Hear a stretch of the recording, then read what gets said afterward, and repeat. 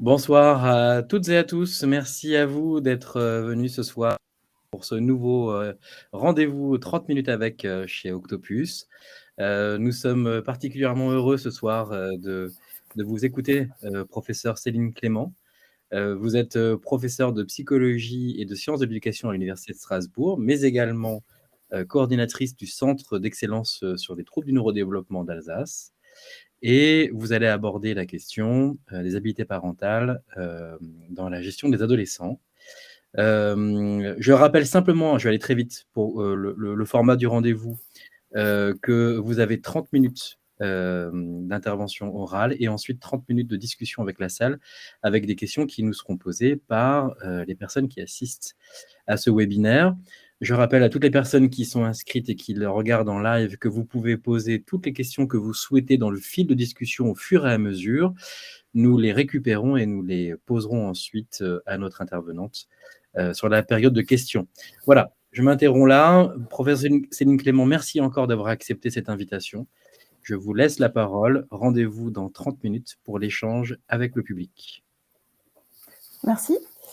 Bonsoir à tous et toutes. Je suis ravie d'être là ce soir pour une thématique, je le disais, un peu nouvelle. Parce que souvent, j'ai vu dans les commentaires, je parle plutôt des habiletés parentales dans le champ de la psychoéducation, avec les programmes d'intervention.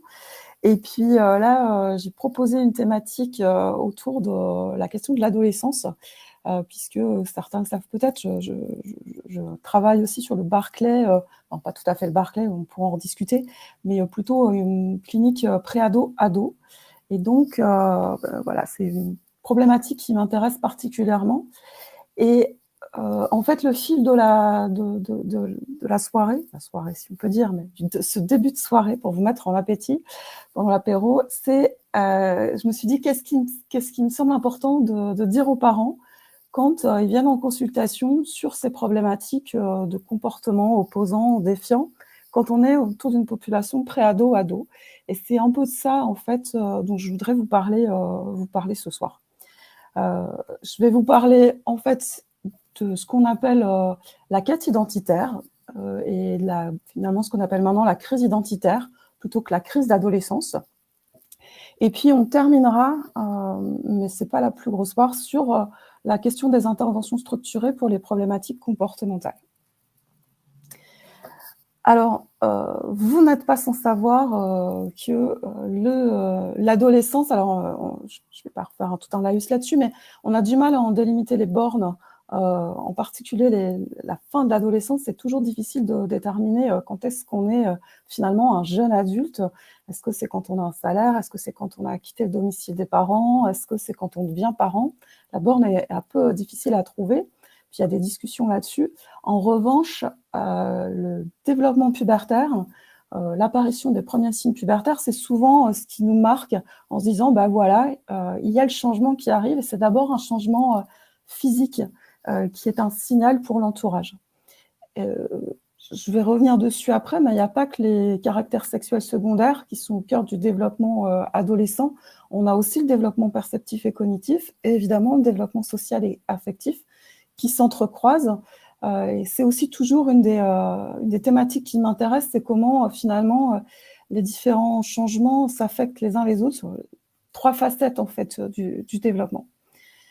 Et dans le cas de l'adolescence, c'est vraiment effectivement le développement pubertaire qui est au premier plan et qui va prendre le pas un petit peu sur tout le reste quand nous, on va parler des ados. Donc l'adolescence, c'est évidemment le développement physique avec les caractères sexuels secondaires, avec voilà, les garçons qui viennent avec des épaules plus carrées, la barbe, le changement de voix, la poitrine pour les filles. Donc, premier marqueur. Mais on a aussi, alors je ne vous les liste pas tous, mais des choses qui me semblent importantes de rappeler quand je travaille avec les parents, c'est par exemple les modifications structurelles du sommeil, où on a un décalage de phase qui apparaît en lien avec le développement et avec lequel il faut qu'on s'ajuste comme parents, ce qui est parfois difficile. Et puis l'entourage, d'une façon générale, doit s'ajuster. Donc ça fait partie du développement normal. Alors quand je présente les en cours, mes étudiants, c'est une autre dia, ils essaient de voir s'ils sont bien dans le cadre, s'ils dorment bien le bon nombre d'heures. Ce n'est pas juste un nombre d'heures de sommeil, c'est aussi une modification structurelle du sommeil qui a lieu. Et puis, entre autres changements, on a aussi des changements au niveau cérébral qui sont importants d'avoir en tête. Et en particulier, on a toujours dans la maturation cérébrale, finalement, un changement qui n'est pas linéaire, il ne se fait pas au même endroit partout. Et entre autres, alors vraiment pour schématiser, mais vous le voyez ici sur le schéma, je ne sais pas si vous voyez bien, mais on voit dans le développement cérébral que finalement, ce qui arrive à maturation le plus tardivement, ce sont les fonctions exécutives, donc tout ce qui est au niveau de l'onde frontale, mais aussi fonctions exécutives en particulier. Et donc, vous voyez sur la dia, on est sur 20 ans et plus. Donc, ça veut dire que nos ados là, qu'on a en début de collège ou même au lycée, ben, finalement, la maturation cérébrale n'est pas finie. Et donc, c'est un élément à avoir en tête, entre autres en lien avec les questions de planification, d'inhibition comportementale. Professeur Céline Clément, on ne voit pas vos diapos. Depuis le début. Mais oui, c'est pas grave. En fait, comme vous en avez parlé, je me suis aperçu que vous vouliez qu'on les voit. Si vous souhaitez qu'on les voit, je pense qu'il suffit simplement d'activer le partage d'écran qui est à droite du micro. Alors, tout à l'heure, on les voyait, donc ça ne marche pas. Alors, attends. Parce que Edwige m'a dit si ça marche. Alors je vais vérifier, je ne suis pas le seul. À moins que quelqu'un le dise qu'on les voit. Je suis Et désolé de vous interrompre. Non, c'est pas grave, c'est pas grave. Hyper délicat, mais en tout cas, c'était super intéressant. Non, il n'y a pas de souci. Alors, il faut donner la main. Voilà, parfait, c'est très bien. Je crois que ça va s'activer. Super. Pardon de vous avoir interrompu. Non, il n'y a pas de souci. Est-ce que là, tout le monde les voit? Ouais, là, c'est bon, c'est parfait. Merci beaucoup. Et là, ça passe? Parfait. Ok, très bien. Mais attention, parce qu'on voit tout le bureau, je pense. Donc... Ah, vous voyez tout le bureau, là? Non, je vous laisse continuer. Attends. Donc, c'est bon, tout le monde voit bien? Ok.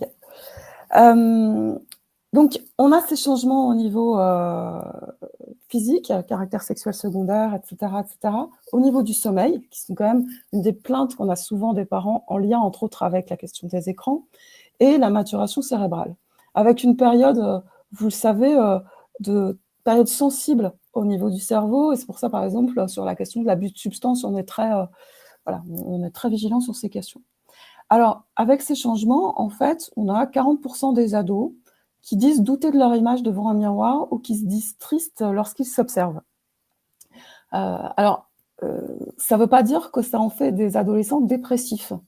Je pense que c'est un point important. Ce n'est pas parce qu'à certains moments, on se trouve pas forcément très beau devant le miroir ou un peu triste qu'on est dépressif. Cette question de l'appropriation du corps qui change, c'est quelque chose qu'on va retrouver beaucoup dans la littérature ou dans le cinéma.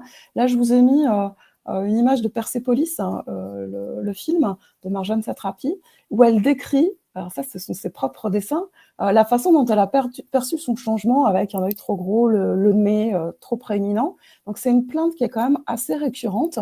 Et si vous pensez à votre adolescence, beaucoup d'entre vous se dit ouais, c'est pas terrible, je suis moche, je suis pas beau, je suis pas belle. Pour autant, maintenant, vous faites avec. Pour la plupart d'entre nous, on fait avec. Donc, c'est important de se dire que ces changements, finalement, la difficulté, elle est quelque chose du processus normal pour l'adolescent ou l'adolescente. Sur les forums de discussion que je fréquente, parce que je fréquente les forums de discussion d'ados, je trouve que c'est toujours intéressant, on voit ces préoccupations autour de la normalité, finalement, sur la taille des seins, la taille du pénis, combien de temps, quelle taille, etc. Donc, c'est important de se dire que ça, c'est une véritable préoccupation anxieuse chez certains adolescents ou certaines adolescentes. Je vous ai mis la référence de Canard en 2019. C'est un ouvrage qui est très, très bien sur la psycho de l'ado, si vous voulez balayer la question de la psycho de l'ado avec des références actuelles. Alors, un des changements qui apparaît, si on sort du changement juste pubertaire, si vous voulez, il y a cette question du changement au niveau cognitif. Alors, vous avez peut-être vu dans vos anciens cours de psycho, si vous n'avez pas fait psycho, il y a beaucoup de travaux qui parlent de la pensée formelle. Chez Piaget, on a toutes ces étapes. Mais ce qui est important, c'est d'avoir en tête qu'avec ces changements cognitifs à l'adolescence, finalement, c'est la première fois qu'une personne, un individu, est conscient des changements qui sont en train de s'opérer chez lui. C'est-à-dire qu'on a des pics de croissance quand on est très jeune enfant, mais on ne les perçoit pas, on n'a pas conscience de ces changements. Et vers 7, 8, 9 ans, on grandit, mais on ne grandit pas beaucoup. On ne perçoit pas physiquement ces changements. Là, l'adolescent, il perçoit ces changements physiquement dans le miroir. Et en plus, les changements au niveau cognitif font qu'ils vont être submergés par la conscience d'eux-mêmes. Ils existent et ils ont cette conscience aiguë qu'ils existent. Et ça amène finalement conscience de soi, pensée abstraite. À l'adolescence, c'est là où on pense tous les possibles. Vous avez imaginé plein de trucs. Typiquement, ça va être la période où, par exemple, on va avoir des ados qui vont se mettre devant le miroir et qui vont se dire mais qui suis-je? Est-ce que c'est vraiment moi? Est-ce que je ne suis pas dans un monde parallèle? Est-ce que je ne vis pas dans une autre dimension? Finalement, c'est des choses qui arrivent assez fréquemment, ce genre de questionnements qui peuvent paraître bizarroïdes, mais qui sont typiques de cet accès à une pensée fulgurante, quoi, qui va dans tous les sens. Et donc, les adolescents, ils deviennent plus centrés sur eux-mêmes et on va parler d'une phase d'égocentrisme. Et les parents, eux, ils traduisent ça par égoïste, ils ne pensent qu'à lui. Donc, nous, les psychos, on va être plus sur la description sans aspect moraux, et hop, les parents, ils glissent sur le côté il en fout pas une à la maison, il ne pense qu'à lui, c'est comme si on n'existait plus. Schématisme, et pour ceux qui ont des ados, je pense que ça traduit assez bien l'idée. Donc, en fait, moi, je le prends comme, c'est facile quand on est prof de psycho du dev, je me dis, c'est une case à cocher dans ma checklist de trucs qui se passent bien au cours du développement. Quand les enfants sont petits, on pointe, on se dit, tiens, le pointage, il a dit maman, ça c'est cool, c'est du développement ordinaire, on se dit, ça c'est fait. Là, c'est pareil. Dites-vous que ça, c'est une étape à passer et c'est plutôt un bon point que vous voyez ces changements apparaître. Alors, malheureusement ou heureusement, ça se traduit par des séries de comportements parce que comme on est submergé par la conscience de soi, en fait, on a du mal à différencier notre propre pensée de celle des autres. Donc, je vais vous expliquer un peu, il y a deux concepts qui sont reliés. Le premier, c'est l'audience imaginaire. Je suis tellement conscient que j'existe et tellement préoccupé par moi-même que j'ai l'impression que tout le monde est préoccupé par moi-même et par ce qui me préoccupe moi. Donc, mon image, par exemple, moi, je suis préoccupée par mon bouton le matin qui apparaît ou ma coupe de cheveux moche ou les fringues horribles que ma mère m'a obligée à mettre. J'ai l'impression que tout le monde s'intéresse à ça, alors que c'est qu'une petite partie de la réalité. Donc, on anticipe une audience qui est relativement fictive. Par exemple, ça traduit aussi le sentiment de honte qu'on a souvent chez les ados. Vous pouvez me croiser un dimanche matin en allant chercher ma baguette à la boulangerie. Je ne serai pas forcément super apprêtée, mais je n'ai pas l'impression que ma vie va être jouée là-dessus. Okay. Par contre, quand j'avais 15 ans, si ma mère se déplaçait avec moi et que je trouvais qu'elle était mal habillée, il y avait cette idée de « Oh mon Dieu, quelle honte, je ne veux pas sortir comme ça avec toi », qu'on va retrouver chez certains adolescents. Donc ça, c'est l'audience imaginaire. Vous la retrouvez, et ce n'est pas pathologique, alors on les retrouve dans les journaux intimes, mais on les retrouve aussi dans les échanges des adolescents quand on les interroge. Ils vont imaginer leur éloge funèbre. Alors ça arrive souvent quand ils vont être, par exemple, avec un gros conflit avec leurs parents. Et comme on a cet imaginaire qui est vraiment bouillonnant, en fait, imaginer son éloge funèbre, c'est imaginer que tout le monde est en train de parler de vous, et évidemment, de définir vos qualités, que vous étiez quelqu'un de super bien, que vous faisiez ci et que vous faisiez ça. Donc en fait, ça aide à comprendre qui on est. Donc là, c'est pas une pathologie que de penser à son éloge funèbre, à moins évidemment qu'il y ait d'autres signes cliniques associés qui sont, je sais pas, de l'automutilation, de la scarification, voilà. Mais c'est des choses qui peuvent arriver. On anticipe son audience imaginaire, son éloge funèbre. Vous le retrouvez dans certains teen movies où il va y avoir comme ça des projections dans l'avenir et où les ados voient les gens parler d'eux alors qu'ils sont absents. Donc ça, c'est l'audience imaginaire. Vous pouvez le retrouver assez fréquemment. Alors, la fable personnelle, c'est en lien avec le fait qu'on soit submergé par la conscience de soi. En fait, si je suis submergée par la conscience de moi-même, j'ai l'impression d'être un peu plus spéciale que je ne le suis en réalité. Alors, évidemment, nous sommes tous spéciaux. Nous sommes tous différents. Je suis moi, vous n'êtes pas moi, mais en même temps, je sais que à l'âge que j'ai, à l'expérience de vie que j'ai, que vous allez vivre des expériences que j'ai vécues et que vous pouvez comprendre des situations difficiles que je peux traverser, comme des situations hyper joyeuses que je peux traverser. Typiquement, je reviendrai sur celui de gauche après, mais votre première rupture amoureuse, quand vous étiez ado, si ça vous est arrivé, c'est un truc super dur, vous avez le cœur qui se déchire et tout. Et si votre entourage essaie de vous aider, vous dire « mais jamais tu n'as vécu ça, tu ne peux pas savoir ce que c'est, toi ça ne t'est jamais arrivé », et vous dites ça à votre père ou à votre mère qui a vécu une situation de divorce 3 ans avant. Et on voit bien là ici qu'il y a quelque chose d'incohérent lié au fait qu'on se pense plus unique qu'on l'est en réalité. Donc on se croit plus unique et c'est la fin de notre vie. Ça peut conduire malheureusement à des comportements qui sont en lien avec des conduites à risque. Comme je me crois plus unique que je ne le suis, et plus que les autres, moi je vais contrôler la vitesse de mon scooter. Toi tu ne sais pas le faire, mais moi je peux contrôler mon scoot. Moi je peux être avec ma trottinette électrique sans casque, moi je me ferai pas mal. Ou chez les ados-filles, ce que j'ai retrouvé en consultation quand j'étais en service d'orthogénie, c'est moi je me suis dit que je pouvais compter les jours pour contrer une grossesse, que ça marcherait, même si dans les bouquins c'est écrit que ça ne marche pas et qu'il y a un risque de grossesse qui est surajouté. Donc en fait, la fable personnelle, elle rend compte de comportements comme ça, elle s'apaise avec le temps, on se pense toujours un peu plus unique qu'on l'est en réalité, sinon on n'aurait pas certaines conduites à risque, comme je sais pas, la consommation de tabac ou d'alcool, etc. Mais ça tend à disparaître un peu avec le temps. Mais ça fait partie de l'étape du développement ordinaire. Donc ça, c'est un truc que je dis aussi aux parents. C'est vraiment cette idée d'accompagner ce développement ordinaire. Alors, avec tous ces changements, mon changement au niveau du corps, mon changement au niveau cérébral, de la pensée, et la demande sociale, c'est-à-dire que au collège, on vous demande de faire des choix d'orientation professionnelle avec les spécialités que vous allez faire au lycée, quelles orientations, etc. Ça vous interroge sur qui vous êtes. Et évidemment, comme la pensée, elle va dans tous les sens, on s'interroge, mais qui suis-je? Et qu'est-ce que je veux devenir? Et en fait, maintenant, on parle plus de quête identitaire ou de crise identitaire que de crise adolescente. Et de ce point de vue-là, du même coup, la crise identitaire, elle devient aussi quelque chose qui apparaît comme étant tout de l'ordre du normal et de l'ordinaire. Alors, les ados, quand on les interroge, donc là, il y a des études qui ont été faites là-dessus, ils disent que ce qui est difficile, c'est qu'ils jouent des rôles en fonction des situations et des contextes sociaux dans lesquels ils sont. Ils ont le rôle de copains, où ils peuvent parler pas très bien, mal, faire des blagues moches, etc.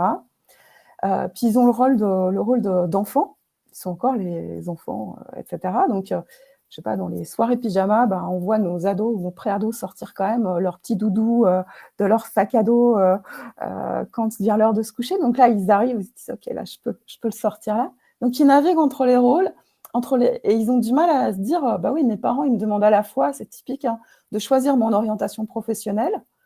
Alors qu'ils sont en 4e ou en 3e, et en même temps, ils me disent « Non, mais là, il faut que tu te couches, il est 10h, n'oublie pas d'éteindre ». Donc, ils disent qu'ils naviguent entre les deux et que c'est ça qui est compliqué.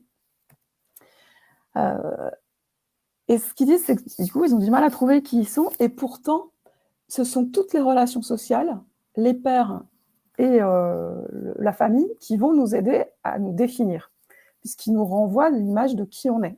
Ah, toi, t'es cool, toi, t'es un bosseur, toi, t'es un peu impulsif, etc., etc. Donc, c'est eux qui nous aident finalement à résoudre notre conflit identitaire. Alors, l'idée, c'est qu'à la fin de l'adolescence, et je ne vous ai pas donné la borne supérieure de quand est-ce que c'est que la fin de l'adolescence, on doit avoir construit une identité. Alors, antérieurement, l'idée, c'était qu'à la sortie de l'adolescence, on avait construit notre identité et on n'en changeait pas, en quelque sorte. Maintenant, les travaux sont plus nuancés et en fait, il y a des ruptures au cours de notre vie qui conduisent à repenser notre identité. Typiquement, ça peut être par exemple les situations de divorce, de rupture au niveau professionnel qui vont faire réfléchir à qui vous êtes. Et on le voit en consultation avec les parents, il y a aussi cette idée-là, ils naviguent et ils essaient de se reconstruire, ils le disent comme ça. Alors, pour résoudre la crise identitaire, en fait, il y a un truc qu'il faut faire et qui fait partie du développement adolescent, c'est explorer et s'engager. Et vous allez me dire, pour le meilleur comme pour le pire. Il faut explorer en fait les possibles. C'est un peu ça, l'adolescence. Il faut explorer les possibles. Et là, vous pouvez noter chacun d'entre vous. J'ai pris différentes périodes pour les différents âges de la vie. Pour qui est là ce soir. Qu'est-ce que vous avez conservé de votre adolescence, en fait? Qui ont été, par exemple, les modèles? Qu'est-ce que vous avez exploré beaucoup? Et souvent, on a gardé un peu des trucs. Alors, là aussi, je dis souvent aux parents, pour les rassurer, vous savez, moi, je suis des années 80, les filles habillées façon Madonna, les garçons, c'était The Cure et Depeche Mode au lycée. Il y a peu de gens de mon âge qui vont au travail habillés encore comme Madonna et comme The Cure. Donc, rassurez-vous, le look qu'ils ont actuellement, ils ne l'auront plus dans 10 ou 15 ans. Parce que souvent, c'est un truc, un peu une inquiétude des parents, c'est « Oh mon Dieu, si elle continue de s'habiller comme ça, elle ne trouvera jamais de travail. » Prenons du temps, ça va pas de panique, les choses vont s'arranger. Et voilà, Géraldine qui nous dit « Moi, j'ai gardé les Doc Martens, moi, j'ai gardé aussi des choix musicaux que j'aime bien, des choses qui m'ont intéressée et que j'ai continué à explorer. » Donc ça fait partie de l'exploration et on y va à fond sur les sujets. Vous savez tout sur votre équipe de foot préférée, vous savez tout sur votre chanteur préféré. C'est la soirée de Doc Martens, apparemment, dans le forum. Voilà. Et donc, peut-être que parmi les adolescents qui actuellement s'intéressent à la question du climat, ce qui est important, c'est qu'ils explorent et qu'ils investissent. C'est-à-dire que juste faire de la rumination, ce n'est pas le bon plan, je vous montrerai après. C'est pas ça qui nous fait avancer en fait sur la quête identitaire, juste ruminer. À un moment, il faut faire de l'engagement et explorer véritablement. Donc voilà, on a des jeunes qui s'engagent pour le climat, et puis peut-être que dans 10 ans, certains auront fait le choix, par exemple, après ces engagements pour préserver le climat, de s'engager dans la filière du nucléaire pour leurs études, ou au contraire d'aller dans d'autres filières, je ne sais pas, l'agriculture bio, je ne sais pas quoi, mais en lien avec l'exploration de cette période adolescente. Donc c'est important d'aller soutenir finalement l'exploration. Et moi, je dis toujours, rappelez-vous quand vous étiez ado. Qu'est-ce que vous avez fait quand vous étiez ado? Voilà, c'était quoi vos modèles? Parce que ça nous permet de relativiser les inquiétudes qu'on peut avoir comme parents. Et en fait, ça a des bénéfices d'aller explorer et d'aller s'engager en termes de santé mentale. C'est-à-dire que finalement, si vous avez exploré et que vous avez résolu votre quête identitaire, ben vous avez des relations sociales qui sont plus positives, parce que de fait, quand vous discutez avec d'autres gens, je sais pas, sur le militantisme pour le climat, ben vous devez vous ajuster, partager des points de vue, etc. On a moins de troubles internalisés et externalisés, c'est-à-dire que vous ne ruminiez pas à 20 ans dans votre... Ça peut arriver, mais il y a moins de chances que vous soyez en train de ruminer à 20 ou 22 ans dans votre canapé sans avoir décidé de ce que vous voulez faire, finalement. Donc, soutenir l'engagement, c'est quelque chose qui est intéressant. Donc là, je vous ai mis une petite BD en trois tomes. C'est qui trace ce passage adolescent. Celle que je ne suis pas, celle que je voudrais être et celle que je suis. On voit les étapes pour cette adolescente dans cette BD.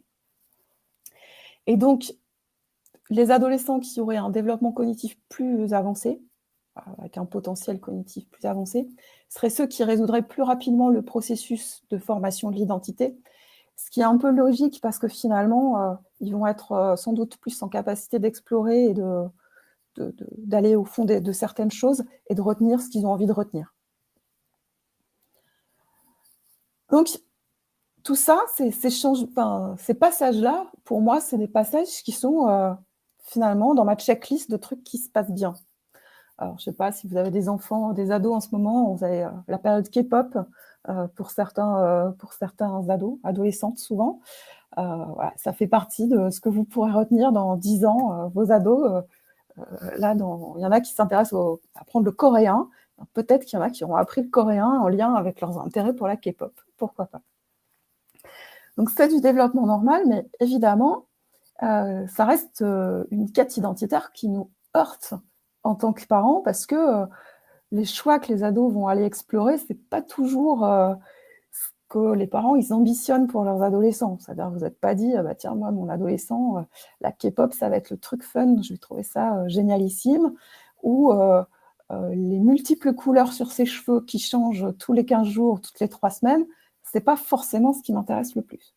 Alors, vous noterez que chez les adolescents et les adolescentes, on a beaucoup cette extériorisation de l'identité. Et finalement, une fois que le conflit identitaire il est résolu, vous avez votre style propre, mais finalement, il est moins exprimé au travers de votre chevelure, de vos piercings, etc. C'est-à-dire que la quête identitaire, quand elle est résolue, l'identité, elle est intériorisée. Elle est moins extériorisée. Alors, quand il y a conflit, bah, qu'est-ce qu'on peut faire? Je vais essayer de faire vite pour arriver à peu près dans les temps, je te rassure. 5 minutes encore. 5, 6. Donc, l'adolescence, ça reste une période propice aux conflits familiaux. Je dis souvent, vous avez peut-être été ces adolescents ou ces adolescentes qui claquaient les portes à la maison, qui ont fait le mur, qui ont menti à leurs parents. Ça fait partie du développement ordinaire. Il y a un certain nombre de facteurs qui vont contribuer aux conflits familiaux. Le fait que je suis exacerbée par la conscience de moi-même, je me fiche un peu des autres, mais pas du point de vue moral. Que j'adhère à des groupes de pairs, et ça c'est un côté un peu douloureux pour certains parents finalement. L'adolescence, la quête identitaire, c'est aussi finalement construire son propre réseau de pairs avec lesquels je suis. Et pour certains, c'est lié aussi, je pourrais vous expliquer ça plus, à la non-validation du modèle interne de puberté. C'est l'idée qu'on a tous en tête le bon moment auquel notre puberté, elle devrait arriver. Vous pourrez vous développer ça si vous le souhaitez. C'est un modèle interne et parfois ça ne coïncide pas.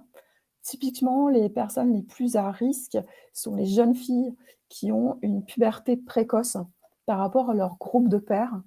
Donc, si vous voulez, je pourrais vous dérouler ça. Et ça va générer plus de conflits pour elles et plus de difficultés.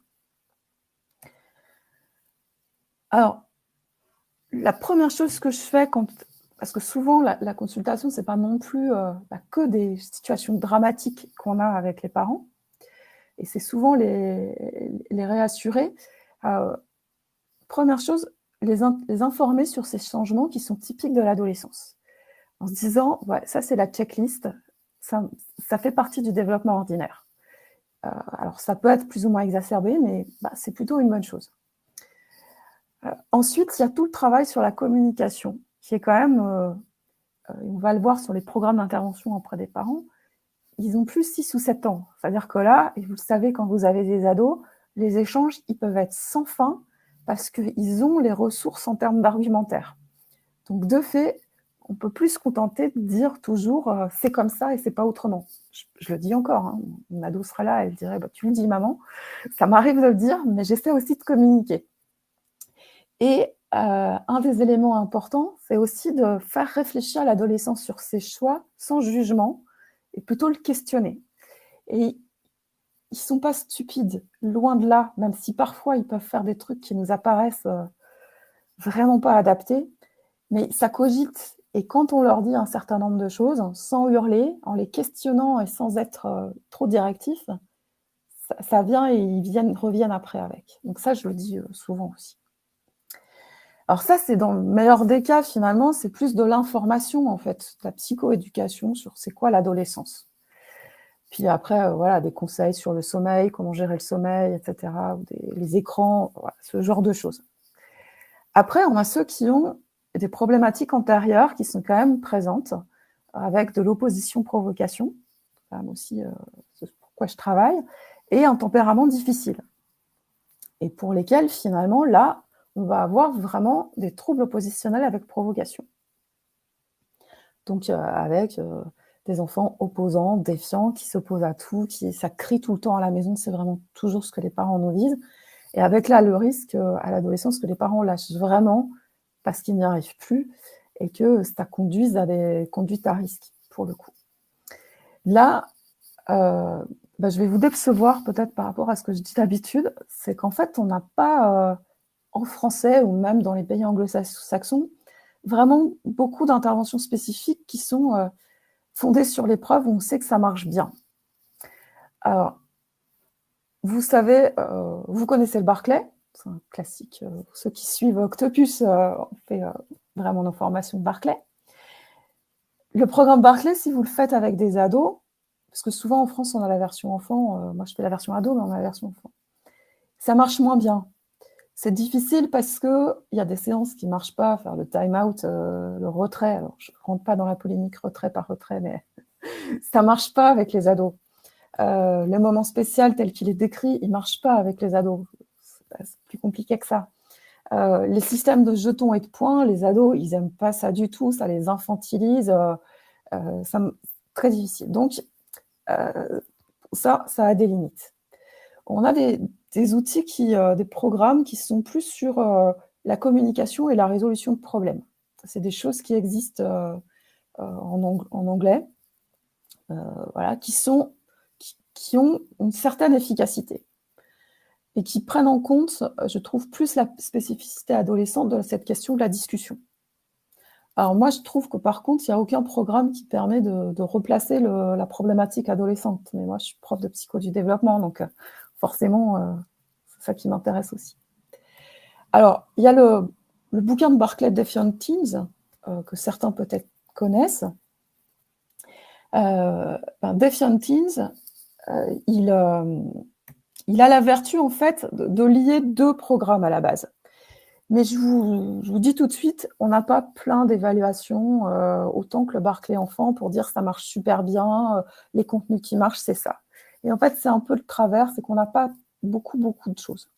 Alors, juste pour vous donner une idée, voilà, c'est l'agrégation de deux programmes, le Barclay Enfant adapté et une partie plus sur communication et résolution de problèmes. Mais si vous regardez, on est à 18 séances. 18 séances, j'ai plein de parents, je ne peux pas les engager là-dessus. Pour vous et moi, vous savez bien, 18 séances, c'est hyper long, c'est un engagement qui est coûteux pour beaucoup de familles. Donc là, je vais les perdre un peu. Donc là, actuellement, j'ai fait en individuel, je vais retravailler en groupe. J'ai essayé de faire une version adaptée qui n'est pas encore satisfaisante pour moi parce que, par exemple, vous voyez, la communication et la résolution de problèmes, ça arrive à la fin et je pense qu'il faudrait le remonter par rapport à ce que je vous ai dit avant. Mais bon, ça a discuté. Et les systèmes de points, je ne les utilise plus, par exemple, donc, dans mes nouvelles versions. Je vais juste vous montrer l'étape qui, je trouve vraiment chouette à faire, c'est la question de la résolution de problèmes, telle qu'elle est définie. Donc, ça, c'est en individuel, ce n'est pas en groupe. Vous ne pouvez pas le faire en groupe. Chacun dans la maison va lister et définir 3 problèmes, mais les ados envers leurs parents et les parents envers leurs ados. Qu'est-ce qui vous énerve chez votre ado? Qu'est-ce qui vous énerve chez votre conjoint ou votre conjointe? Ça marche aussi. Et ça donne des choses comme ça, genre les gamins qui m'ont dit « Papa, il est toujours sur son portable, même à table. » C'est assez drôle. Et maman, elle ne veut pas passer du temps avec nous. Et de l'autre côté, les enfants, c'est très précis. Les parents, c'est plus général, c'est machin est désordonné, Tom est égoïste. Et on travaille à partir de ça pour faire une stratégie de résolution de problème. En formalisant quelque chose où on fait un brainstorming sur la résolution, comment on va résoudre ensemble le problème. Et parfois, j'ai eu un parent qui dit moi, mon problème avec ce que tu me demandes de faire, c'est qu'en fait, on doit toujours parler. Donc, pour une séance sur la communication, faire trouver une stratégie pour faire de la résolution de problèmes. Donc voilà, ça marche vraiment bien parce que tout le monde est sur un pied d'égalité et vous êtes le médiateur entre les parents et les ados. Et c'est une séance que je trouve très, très chouette. Donc, je vais passer là. Et donc, il n'y a pas d'études il n'y a pas encore de grosses études qui peuvent vous dire les programmes sur la communication, c'est meilleur que les programmes sur de plus management habituel. Je n'ai pas mis la ref, mais c'est Hollandic qui a beaucoup travaillé là-dessus, donc je pourrais vous le partager si vous le souhaitez. Je vous ai mis mais je pourrais vous partager la référence. Et tu vois, je n'étais pas si loin sur la conclusion. Ce qui me semble important, se retenir de ça, c'est qu'on n'est pas une crise d'adolescence. Ça peut ne pas exploser tout en allant vers la quête identitaire. C'est-à-dire c'est une quête identitaire. Il faut la résoudre au travers de l'exploration. J'ai vu une question sur la méthode React, Homer, sur la résistance non violente. On peut en rediscuter, mais moi, j'ai toujours cette idée de quand même bien déterminer les profils en consulte, parce que, par exemple, la résistance non violente, c'est beaucoup pour la tyrannie intrafamiliale. Voilà, vous ne pouvez pas le faire pour tous les parents, et chez les ados, c'est quand même pas la même chose, un enfant tyran et un ado tyran, de l'expérience que j'en ai. Et je pense que les aspects communication sont vraiment les leviers sur lesquels on devrait travailler avec les ados et les parents en consulte. Voilà. Merci beaucoup. Merci, c'était vraiment super. Et puis merci de partager avec nous votre manière de réfléchir sur l'évolution des programmes d'intervention. C'est vraiment passionnant. Je pense qu'on va avoir beaucoup de questions. La tradition, si vous le souhaitez, c'est pour tout le monde, vous pouvez mettre un petit mot dans le fil de discussion pour remercier notre intervenante, avec des petits émoticônes si vous le souhaitez. Et je pense qu'on va avoir beaucoup de questions. Il y en a déjà eu pas mal pendant l'intervention. Ouais. Moi, je ne sais plus qui je suis. D'ailleurs, j'ai réfléchi beaucoup à mon adolescence et je ne suis pas tellement certain d'en être sorti, finalement. Après, mais c'est toujours cette question. Quand je faisais une formation, j'ai un adulte qui m'a dit, moi, j'ai quitté l'adolescence quand j'ai vendu mon skate. Et en fait, j'en ai un autre qui dit, ouais, mais moi, je l'ai encore, mon skate, et je joue encore aux jeux vidéo. Et pourtant, je me sens adulte. Mais voilà, c'est cette question de la limite de l'adolescence. Mais je pense que si on pose la question en termes d'identité, je pense qu'on arrive plus facilement à se dire, oui, là, je suis celui que j'ai envie ou celle que j'aimerais être. C'était juste un joke, et puis je voudrais qu'on public et qui sont vraiment chouettes. La première, et je vais respecter vraiment la formulation d'Audrey qui cherche une connivence, je crois. Du coup, on est d'accord qu'un diagnostic de pathologie psychotique ne devrait pas se faire pendant la période d'adolescence, en dehors, bien sûr, peut-être de cas extrêmes. Qu'est-ce que vous en pensez ? Je pense, alors, si on entend par trouble de l'humeur, mais aussi entrer dans la schizophrénie et tout ça, je pense qu'on peut faire des diagnostics à l'adolescence. On a quand même des cas où vraiment on va avoir par exemple la composante hallucinatoire qui va être présente, etc. Donc là, je pense qu'il y a des situations qui méritent vraiment le diagnostic. Mais effectivement, on est plus dans quelque chose où là, ça sort franchement de la norme. Mais ce que je voulais dire, c'était qu'il y avait des comportements qui pouvaient nous paraître bizarres, mais qui sont en fait, si on n'a pas une myriade autour d'autres signes d'alerte, qui peuvent paraître, qui sont finalement pas si problématiques que ça. C'était plus ça mon point. Oui, non, bien sûr, absolument. Ouais, merci. Autre question. Du coup, une fois qu'on s'est trouvé, on a fini la crise d'adolescent ? Alors, en fait... les adultes peuvent être encore en crise d'adolescence. Alors, je pense, on ne va pas le dire comme ça. Là, je n'ai pas développé, mais je pense qu'il y a des adultes qui n'ont pas, en termes d'adultes au sens physique du terme, même qui ont une activité d'adulte, qui n'ont pas résolu leur quête identitaire. Et ça va se traduire, par exemple, par des adultes. Ça pourrait, et il n'y a pas de jugement hein, de ma part, vraiment, c'est pas de jugement, mais des personnes qui changent d'activité très régulièrement. Finalement, même si on a le droit de changer d'activité régulièrement et de se réfléchir à qui on veut être et ce qu'on veut faire, mais des personnes qui vont avoir beaucoup de ruminations aussi, ça se traduit par des ruminations, finalement des ruminations anxieuses, où les personnes finalement, elles ne savent pas ce qu'elles veulent faire, où elles se disent je ne vais rien faire de ma vie, ou je n'ai rien fait de ma vie, je ne sais pas quoi faire. Donc ça peut être soit quelque chose qui est continu dans la période qui suit l'adolescence en termes d'âge, jusqu'à l'âge adulte, Ou alors, ça peut être des moments de rupture. Là, j'ai une mère que j'accompagne. Finalement, les enfants, elle est mère au foyer, les enfants sont ados. Donc, elle sent bien qu'ils vont quitter le foyer aussi. Et là, ce questionnement-là, il arrive chez elle. Donc, pour moi, ce n'est pas une crise d'adolescence, mais c'est plus cette quête identitaire qui reprend à un moment donné. Merci beaucoup. Est-ce que les personnalités, une question d'Éric, est-ce que cela veut dire que ceux qui sont les plus exubérants ont moins bien résolu cette quête d'identité? Je pense que c'est le sens de sa question. Ouais, alors je ne suis pas spécialiste, je ne voudrais pas me lancer sur l'âge adulte, mais allez, je vais vous prendre mes jeunes étudiants. J'ai des cohortes d'étudiants. Donc, tout comme je dis à mes étudiants, les enseignants sont ceux qui voient le plus d'enfants qui vont bien et qui ont une bonne idée du développement dans la norme.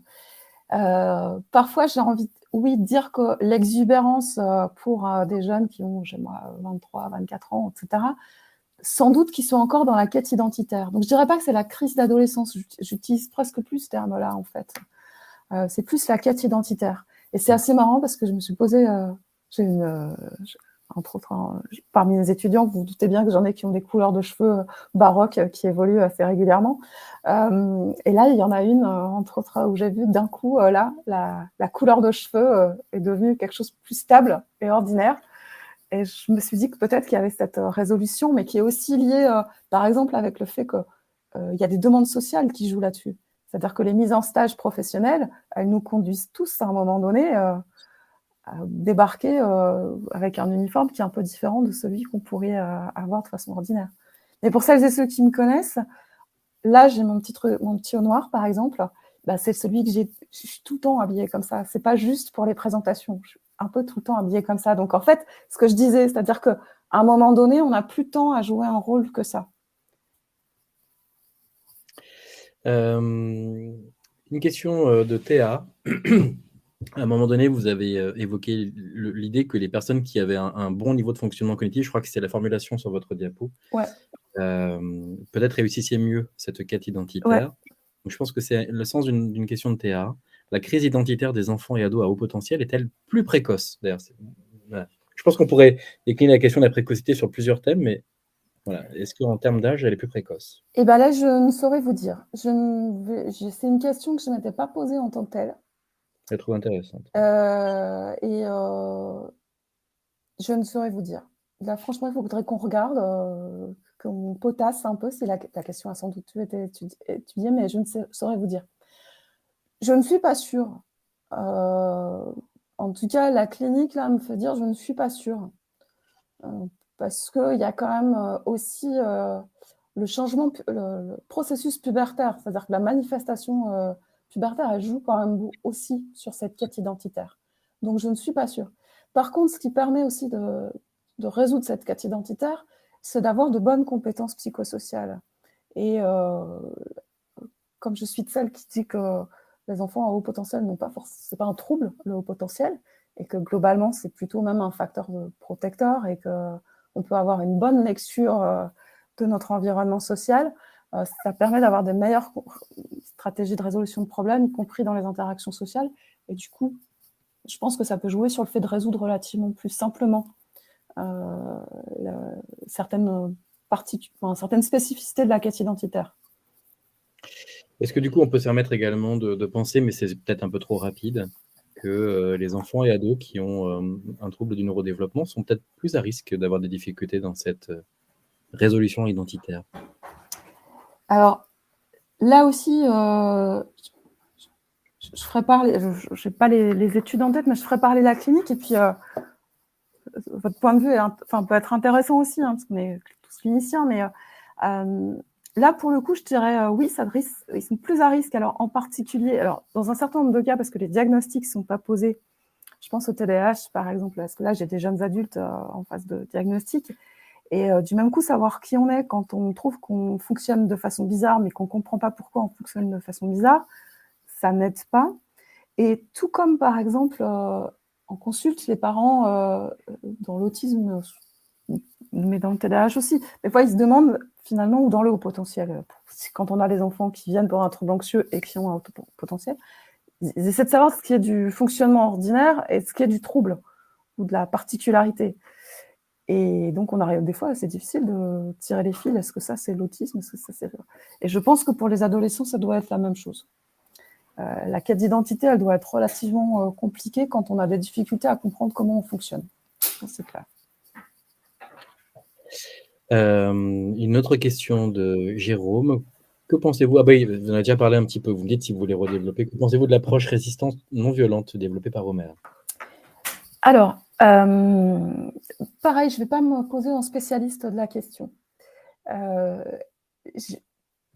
j'ai eu plusieurs personnes en consultation qui avaient participé à des programmes de cette nature et qui finalement m'ont dit, c'est pas non plus 15 ans, je ne vais pas non plus faire comme si j'avais eu 15 parents qui m'avaient parlé de ça, qui trouvent qu'il y a des limites à ça, qui sont un peu restés sur leur faim, qui trouvent que c'est intéressant, mais que, en particulier la question de la déclaration, des choses comme ça, mais qu'à un moment donné, ça avait atteint sa limite, et en particulier chez les ados tyranniques avec des comportements violents.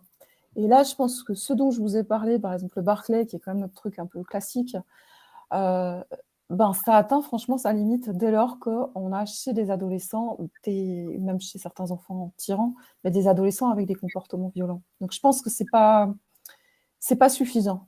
En fait, je pense que ça peut être vraiment un levier dans certaines familles, mais que c'est pas suffisant. Merci à vous. Audrey nous demande si vous auriez pu revenir sur le lien entre TDAH et TOP, que vous avez évoqué à un moment donné dans une diapo.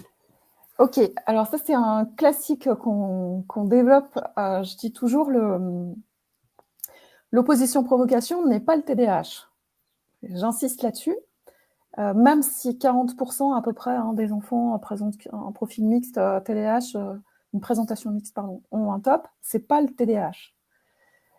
L'idée, c'est que au moment, alors ça, et ça marche aussi pour la question des enfants au tempérament difficile. C'est la même hypothèse. Finalement, avant que le diagnostic de TDAH soit posé, rarement avant 6 ans quand même, le diagnostic de TDAH, vous avez 6 ans, vous avez un enfant qui ne fonctionne pas, je veux dire comme ça, comme le parent s'attend à ce qu'il fonctionne. Avec de la maladresse, de l'inattention, le fait qu'on doive répéter tout le temps, qu'il est agité, etc. Et donc, on va prêter plus attention aux comportements inadaptés, parce qu'en plus, l'écart se creuse par rapport à ce que j'attends. Donc, je favorise l'apparition de ces comportements inadaptés, et surtout, en disant à l'enfant à chaque fois, non mais regarde, je t'ai demandé de mettre la table, il manque les couteaux, t'as fait ça n'importe comment, regarde, c'est quoi? Alors, avec l'enseignant, oui, mais c'est bien, t'as commencé, mais t'as fait n'importe quoi. Je caricature parce que c'est pas toujours comme ça, hein, je vous rassure.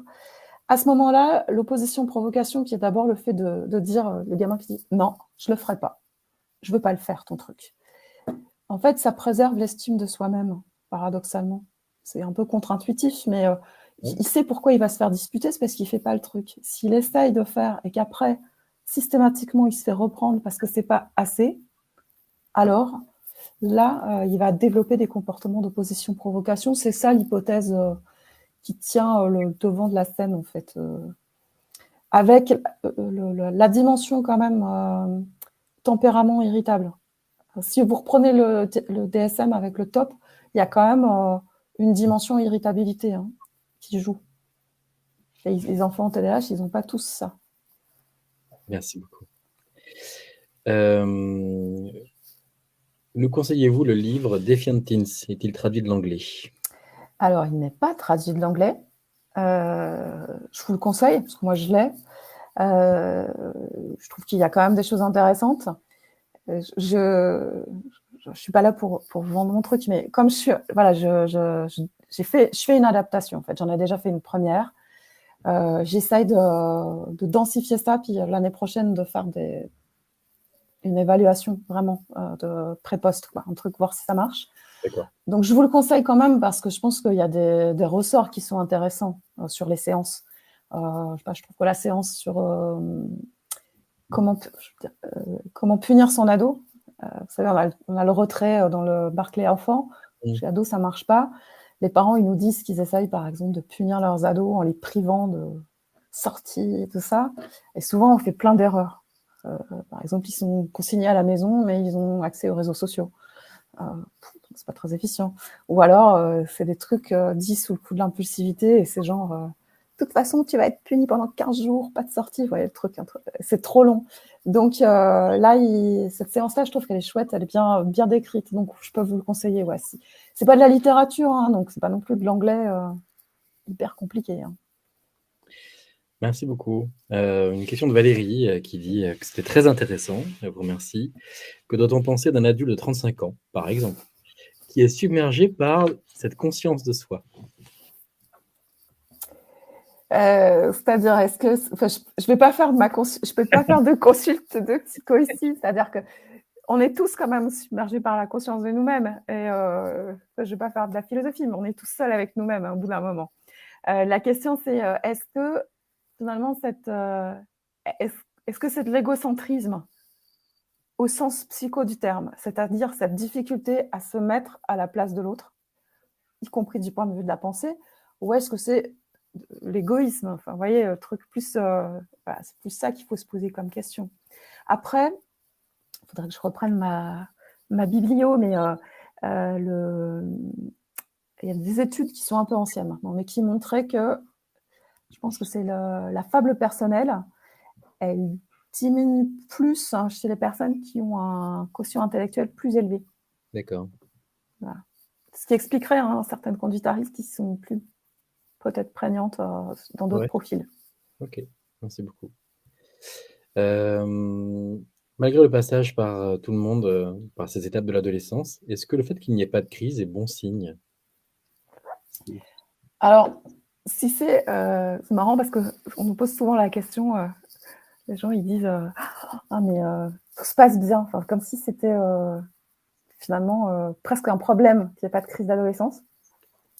Alors en fait, de la même façon, si on se place du point de vue de la quête identitaire, si vous voyez les éléments de la quête identitaire, c'est-à-dire cette exploration, cette audience imaginaire, cette fable personnelle, etc., finalement c'est que la quête identitaire, elle est en train de se résoudre. Et il n'y a pas forcément besoin que ce soit la crise au sens de gamins qui font le mur tout le temps, etc. Bah, voilà, ou de décrochage scolaire. Je pense que si on pense en termes de quête identitaire, on se met moins en difficulté par rapport à des signes qui seraient oh super, elle m'a menti, c'est génial. Enfin, voyez. Et en même temps, même si ça doit m'arriver, mère d'une ado, je prendrais ça comme du développement normal. Donc, et après, j'allais presque vous dire, si certains comportements, ils arrivent plus tardivement, je pense par exemple à la consommation de substances. Je fais des cours à des jeunes adultes, hein, donc je suis pas là en train de leur faire la morale sur le cannabis, c'est mal, enfin, vous voyez, parce que sinon, ça n'a aucune prise. Je perds toute crédibilité à ce moment-là. Donc, l'idée, c'est par exemple de se dire, finalement, si la consommation de substances, elle arrive plus tardivement, à l'âge de 18, 19 ou 20 ans, on pourrait dire que ça fait partie, il y a des gens qui me diraient c'est la crise d'adolescence, elle arrive tardivement. Peut-être pas, j'appellerais pas ça comme ça, mais je trouve que finalement, il y a le fait qu'il n'y ait pas eu d'exploration de ça avant, c'est plutôt intéressant parce que le cerveau, il est quand même fragile, et surtout qu'à 20 ans, la consommation de substances, par exemple, elle se fait dans des conditions qui sont souvent plus sécuritaires. On a su dire non aux produits, on est avec des amis qu'on connaît, on est dans un endroit un peu safe, quoi. Donc, c'est pas une crise. Voilà, c'est juste l'exploration, quoi. Merci beaucoup. Il y a une question qui est venue et je pense qu'on s'est peut-être tous posé à mesure de votre intervention. C'est le lien éventuel qu'il pourrait y avoir entre cette période de quête identitaire et l'interrogation qu'il y a aujourd'hui sur l'identité de genre, dont on sait qu'elle est de plus en plus fréquente. Est-ce que vous savez s'il y a des études sur la question? C'est un gros sujet de société aujourd'hui. Ouais, je ne pense pas. Alors après, je ne me lancerai pas sur cette question parce que là, je pense que sinon, après, je vais avoir plein de trucs pas sympas qui vont m'arriver. Alors, après, il est vrai que dans la quête identitaire, sur le rôle que je dois tenir, parmi les questionnements, il y a, entre autres, par exemple, alors c'est des questionnements inconscients, un peu. Ça peut être quel petit copain je veux être, quelle fille je veux être, etc. Après, voilà, moi, je pense que, par exemple, il y a, là, sur les réseaux sociaux, il y a plein de filles qui disent, y compris dans le mouvement LGB, et je mets pas de T à dessein, dit moi j'étais un tomboy, finalement, enfin un garçon manqué, et finalement je m'étais pas posé la question de fait que j'étais pas une fille, j'ai toujours pensé que j'étais une fille, mais c'était plus comment je voulais être une fille, et je voulais pas être une fille girly, c'était pas mon truc, quoi. Mais pourtant, du point de vue du genre, elles ont toujours pensé être une fille. Et donc, je pense que là, il y a quand même des éléments sociétaux qui contribuent à des questionnements qui n'étaient pas forcément posés de cette façon-là antérieurement. Je veux dire comme ça. Okay. Même s'il y a toujours eu des personnes qui se sont questionnées sur leur genre, et la dysphorie de genre, elle est documentée depuis longtemps. Bien sûr, bien sûr. Non, mais ça veut dire qu'on pourrait presque imaginer que ce soit un processus normal de s'interroger à un moment donné dans sa vie sur son identité de genre. Ouais, sans le pathologiser. Alors, sur le genre, pas forcément sur le sexe, du coup. Parce que c'est cette question-là, c'est comment je vis socialement mon genre. Voilà, vraiment, c'est cette question-là. Merci beaucoup. Moi, j'aurais une dernière question. Je me suis demandé, quand vous parliez de ces processus importants que sont l'exploration et l'engagement, et quand on n'est pas grand-chose comme moi, et qu'on veut s'intéresser à la question, comment on fait pour investiguer ça cliniquement auprès des adolescents qu'on reçoit en consultation? Est-ce qu'on peut vraiment investiguer le déroulement de ces processus-là dans notre clinique? Alors, moi, je dirais, déjà, les parents, ils nous donnent quand même des éléments intéressants. C'est-à-dire que c'est le regard du parent qui va nous dire, finalement, là, ça fait 6 mois qu'il s'intéresse à tel truc. Là, je vais me dire, OK, là, il y a de l'exploration, de la quête identitaire. Et après, voilà, tous les éléments que j'ai décrits avant. Et je pense qu'après, c'est vraiment aussi les questionner sur... mais ils nous le ramènent, en fait. Si on écoute les ados, ils nous le ramènent. C'est-à-dire qu'ils nous disent, ah ouais, mais moi, plus tard, j'aimerais bien faire ceci ou j'aimerais bien faire cela. Puis des fois, vous vous dites, ouais, ça, non, pas forcément. Par exemple, c'est une question dans l'orientation professionnelle.